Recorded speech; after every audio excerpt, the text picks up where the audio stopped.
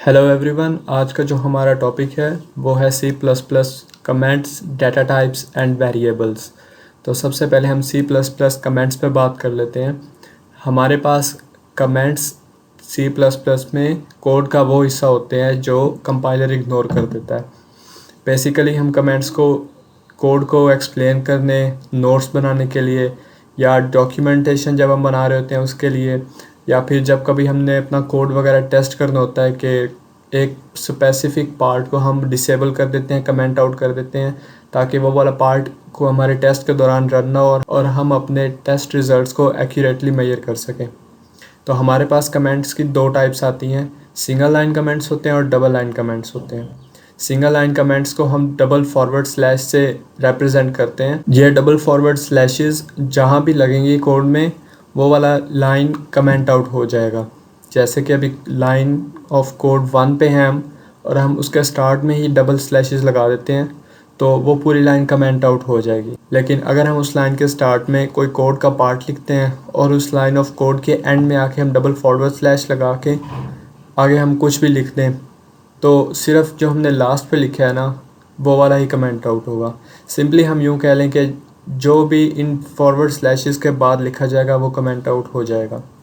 लेकिन अब double line comments में देखें तो हमारे पास उसका सिंटैक्स दिया गया है, फॉरवर्ड स्लैश, स्टार और फिर स्टार और फॉरवर्ड स्लैश। यूँ कह लें कि इसका एक स्टार्टिंग टैग है और एक क्लोजिंग टैग है।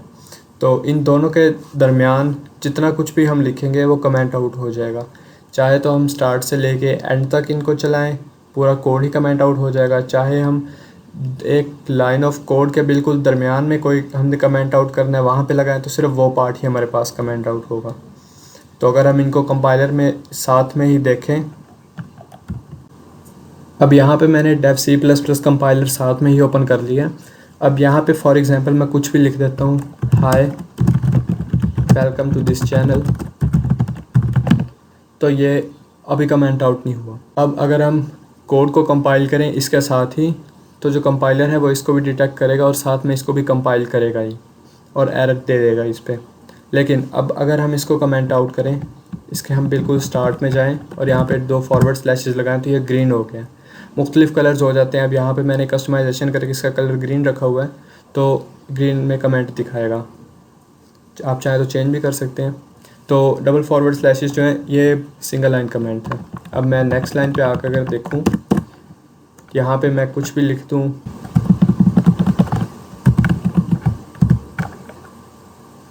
मैंने उसी लाइन को दोबारा यहाँ पे कॉपी कर लिया। तो यहाँ पे अगर मैं इसको कमेंट आउट करना चाहूँ तो यहाँ पे मैं फॉरवर्ड स्लैश स्टैरिक और जो ये दो इसके हैं इनको मैं एंड पे लगा दूँ तो ये हमारे पास कमेंट आउट हो गया। ठीक है। अब यहाँ पे फॉर एग्जांपल मैं इन दोनों को हटा भी दूँ तो ये भी ग्रीन ही शो कर रहा है, कमेंट ही शो कर रहा है। तो इसका ये मतलब है कि यहाँ पे मैं कुछ भी यहाँ पे मैं लिखता जाऊँ तो ये भी कमेंट में ही दिखाएगा उसको, जब तक मैं इसके क्लोजिंग टैग को यहाँ पे लगा नहीं देता। अगर मैं इसको ना लगाऊँ तो सिर्फ वो फॉरवर्ड स्लैश स्टैरिक को देख के, इसके स्टार्टिंग पॉइंट को देख के ही इनको, तो वो कह देगा कि भाई अभी कमेंट शुरू है, कमेंट का एंडिंग टैग नहीं लगा तो उसके बाद जो भी आ रहा है उसको कमेंट ही कर दो। तो लाजमी है कि इसका क्लोजिंग टैग लगाया जाए। तो अगर आप बाय डिफ़ॉल्ट इसको ऐड करना चाहते हैं कि मैं इन फॉरवर्ड स्लैश स्टैरिक को लगाऊं जिसका क्लोजिंग टैग भी साथ में आ जाए, तो आप टूल्स में जाके एडिटर ऑप्शंस में आएँ और यहाँ पे आप कंप्लीशन वाले टैब में आके यहाँ से अपनी मर्ज़ी का जो भी आपने ऑन करना है, जैसे कि अगर आप पैरेंथेसिस हैं उनको यहाँ पे बंद करना चाह रहे हैं कि हम एक लगाएं और साथ दूसरा हो जाए, इनको टिक कर दें। ब्रेसेस हैं, इंक्लूड्स हैं, स्क्वायर ब्रैकेट्स हैं, ये मल्टीलाइन कमेंट्स है जो भी यूज़ किया है, सिंगल कोट्स है और यहाँ पे डबल कोट्स हैं। तो यहाँ पे जैसे जैसे आप ऐड करते जाएंगे एक इसका स्टार्टिंग पॉइंट तो एंडिंग भी उसके साथ ही ऐड हो जाएगा।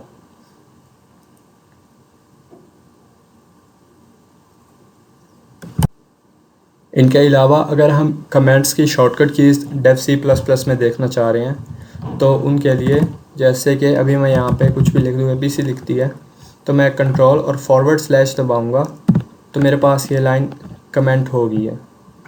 और मैं अगर इसी को दोबारा दबाऊँ तो ये अनकमेंट भी हो जाएगा।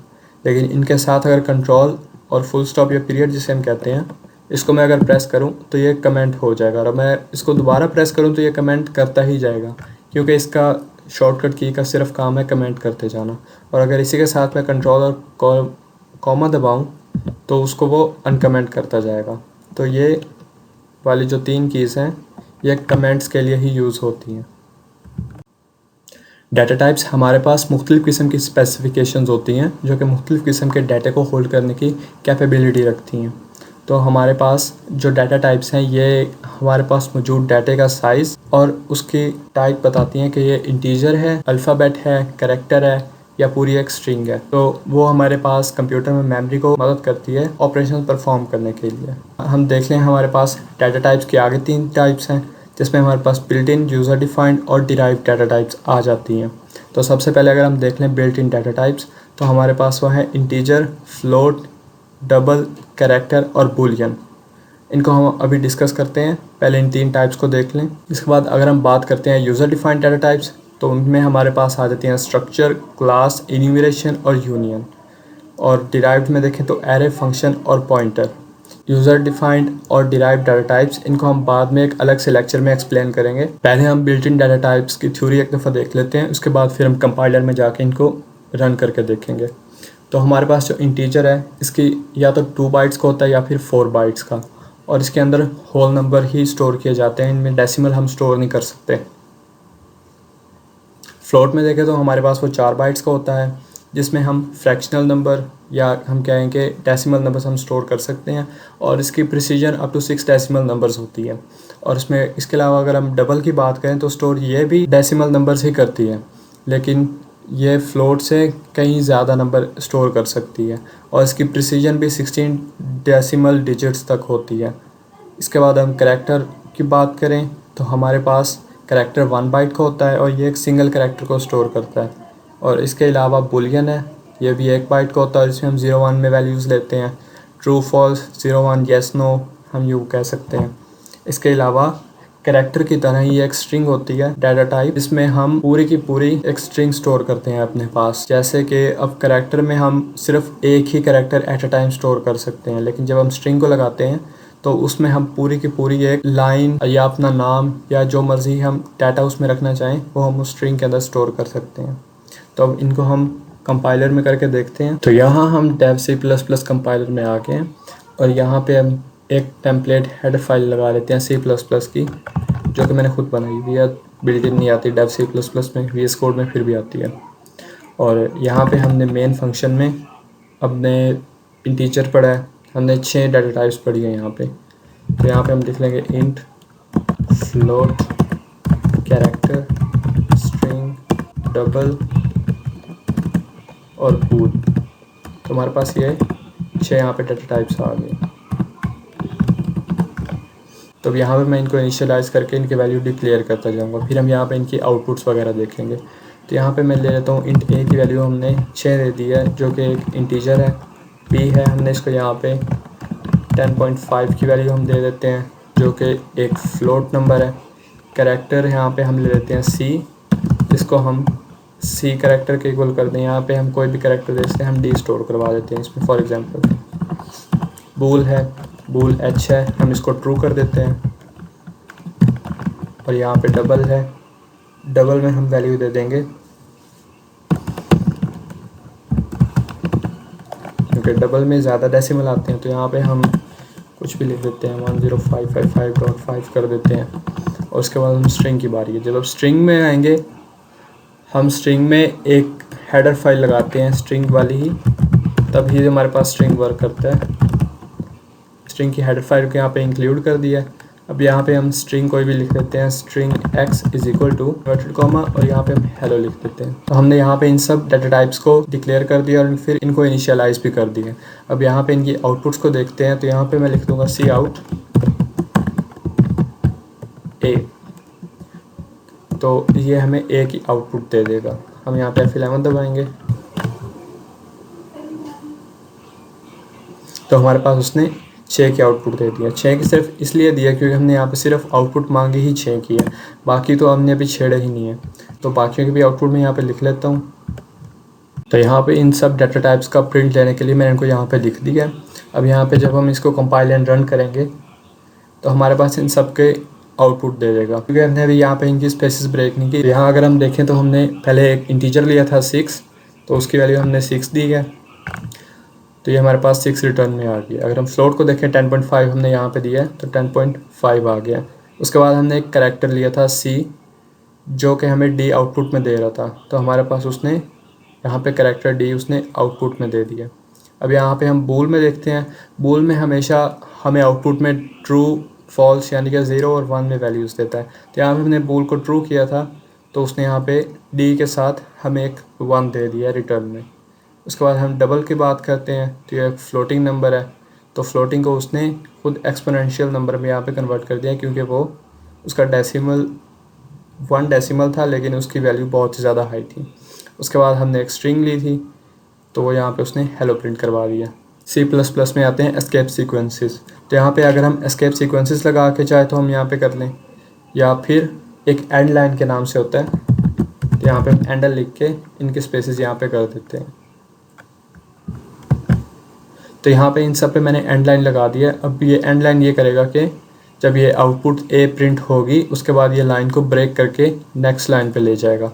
उसके बाद अगर हम फ्लोट में देखें तो B की वैल्यू प्रिंट होने के बाद एंड लाइन को ब्रेक करके नेक्स्ट में ले जाएगा। तो यहाँ पे अगर हम इसके आउटपुट को देखें तो यहाँ पे हमारे पास एक सीक्वेंस में उसने दे दिया है लाइंस ब्रेक करते हुए ही, जैसे हमने यहाँ पे एंडल लगाया। तो ये हमारे पास C++ की डाटा टाइप्स थी। अब इसके बाद हम C++ के वेरिएबल्स पे बात करते हैं। तो यहाँ पे हम वेरिएबल्स की बात कर लेते हैं। वेरिएबल्स हमारे पास कंटेनर्स की तरह होते हैं जिनमें हम वैल्यू स्टोर करवाते हैं। जैसे कि हमारे पास घर में, अब जग ले की मिसाल ले लेते हैं, हमारे पास जग है तो जग के अंदर हम पानी डालेंगे तो वो जग की शेप ले लेगा। अगर हम उसी पानी को ग्लास में डालें तो ग्लास की शेप ले लेगा। वैसे ही अब वैल्यूज़ को हम स्टोर करते हैं तो वो अपने डाटा टाइप पे डिपेंड करते हैं।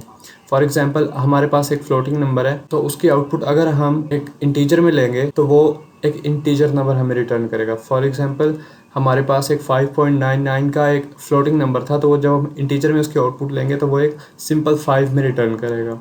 तो वो अपने डाटा टाइप पे डिपेंड करते हैं। इसके बाद अगर हम इसका सिंटेक्स देख लें तो हमारे पास यहाँ पे डाटा टाइप यानी कि हमारे पास डाटा टाइप हमारे पास इंट फ्लोट डबल कैर बूल कुछ भी हो सकती है।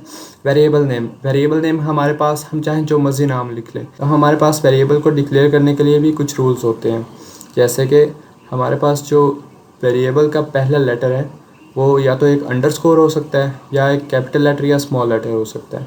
इनके अलावा कुछ भी नहीं हो सकता। और पूरे वेरिएबल के नाम में हम कोई स्पेशल लेटर यानी कि एक्सक्लेमेशन मार्क या @ हम यूज़ नहीं कर सकते। इसके अलावा हम ब्लैंक स्पेसेस अपने वेरिएबल नेम में यूज़ नहीं कर सकते। तो उसके बाद वेरिएबल नेम के बाद हम सिंपली इक्वल का साइन डाल के उसकी वैल्यू दे देते हैं। तो अगर तो कैरेक्टर है तो यहाँ पे हम उसके कैरेक्टर में वैल्यू देंगे, या फिर अगर हम चाहें तो वहाँ पे कोई ना कोई इंटीजर भी हम स्टोर कर सकते हैं। बूल है तो बूल के लिए हम कोई भी यहाँ पे वेरिएबल नेम होगा, यहाँ पे उसकी वैल्यू ट्रू या फॉल्स या 0 1 में हम दे सकते हैं। यहाँ पे इसका स्टेटमेंट टर्मिनेटर होगा। फॉर एग्जांपल हमारे पास एक इंटीजर सम है वो 30 है, तो हम सम हमारे पास एक वेरिएबल नेम है। इसके बाद हम वेरिएबल्स की टाइप्स पे आते हैं। तो हमारे पास दो तरह के वेरिएबल्स होते हैं, लोकल वेरिएबल और ग्लोबल वेरिएबल। और हमेशा ही लोकल वेरिएबल्स की प्रेसिडेंस ग्लोबल वेरिएबल से ज़्यादा होती है। तो अब हम कंपाइलर में जाके वेरिएबल्स को इनिशियलाइज और डिक्लेयर वैल्यू करने देख लेते हैं एक दफ़ा। यहाँ पे फॉर एग्जांपल मैंने एक इंटीजर के नाम से कोई भी लेना है, सम ऑफ वैल्यूज़। तो ये मेरे पास एक वेरिएबल का नाम है और ये मैंने इसकी डाटा टाइप डिक्लेयर कर दी है। यहाँ पे लेट कर लेते हैं कि मैंने दो इंटीजर लिए हैं, इंट a लिया है उसकी वैल्यू मैंने 20 दे दी है, और इंट b लिया है उसकी वैल्यू मैंने 30 दे दी है। तो यहाँ पे मैंने दो वेरिएबल्स a b के नाम से डिक्लेयर किए हैं और एक third variable sum of values के नाम से डिक्लेयर किया है, जो कि इन दोनों का सम हमें दिखाएगा। तो यहाँ पे मैं a + b लिख के इसका सी आउट करवा लूँगा।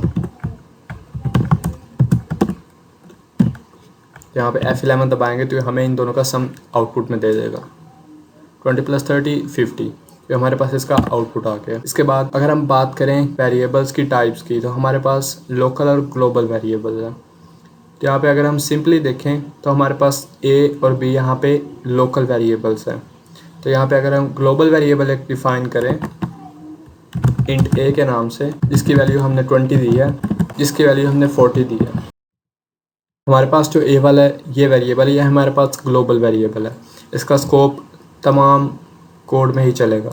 तो अगर हम यहाँ पे देखें तो ये हमारे पास जो ए है इसका स्कोप लोकल में है, मतलब कि ये सिर्फ इसी फंक्शन के अंदर चलेगा, बाहर हम इसको कॉल नहीं कर सकते। तो यहाँ पे मैं एक फॉर एग्जांपल सिंपल फंक्शन बना लेता हूँ इंट सम का, जिसमें सम ऑफ वैल्यूज़ ही हम लेंगे, वही नीचे वाला जो है। और यहाँ पे मैं इंट इसको फॉर एग्जांपल मैं ए ही दे देता हूँ, इंट ए 30। तो यहाँ पे मैं अगर सी आउट ए करवाऊँ तो मेरे पास वैल्यू जो आएगी वो सिर्फ इस ए की आएगी, क्योंकि ये इसका लोकल वाला है। लोकल की प्रेसिडेंस ग्लोबल से ज़्यादा है। अगर ये ए यहाँ पे ना हो तो मैं सी आउट ए करता तो हमारे पास जो ग्लोबल वाला ए है ये इसकी वैल्यू यहाँ पे हमें आउटपुट में दे देता। तो यहाँ पे इस फंक्शन को कॉल करते हैं और फिर इसका रिज़ल्ट मैं आपको दिखाता हूँ। तो सम ऑफ वैल्यूज़ वाले फंक्शन को मैं यहाँ पे कॉल कर लूँगा। यहाँ पे एक छोटी सी आपने करेक्शन कर लेनी है कि यहाँ पे सी आउट ए की बजाय यहाँ पे अपने रिटर्न ए लिख लेना है, क्योंकि सी आउट में अक्सर हमें गार्बेज वैल्यू रिटर्न करता है। तो यहाँ पे हम रिटर्न ए लिखेंगे तो हमें ए की वैल्यू रिटर्न कर देगा, जिसे हम बाद में भी यूज़ कर सकते हैं। तो हम यहाँ पे इसको रन करेंगे तो हमारे पास 30 की जो कि वैल्यू रिटर्न की है इसने, वो हमारे पास एक उसका लोकल वेरिएबल था। हालांकि ग्लोबल वेरिएबल पहले है हमारे पास, लेकिन उसने ग्लोबल का रिटर्न नहीं किया। अब यहाँ पे ग्लोबल की भी हम वैल्यू लेके देखते हैं। इस वाले को यहाँ से डेल कर देंगे, तो यहाँ पे हम सी आउट ए करते हैं तो हमें आउटपुट में ए ग्लोबल की वैल्यू रिटर्न कर देगा। 30 हमारे पास सम ऑफ वैल्यूज़ वाले फंक्शन की वैल्यू और 40 हमारे पास ग्लोबल वेरिएबल ए की वैल्यू। That's it. वीडियो अगर आपको पसंद आई हो तो इसको लाइक कीजिएगा और चैनल को सब्सक्राइब ज़रूर कीजिएगा।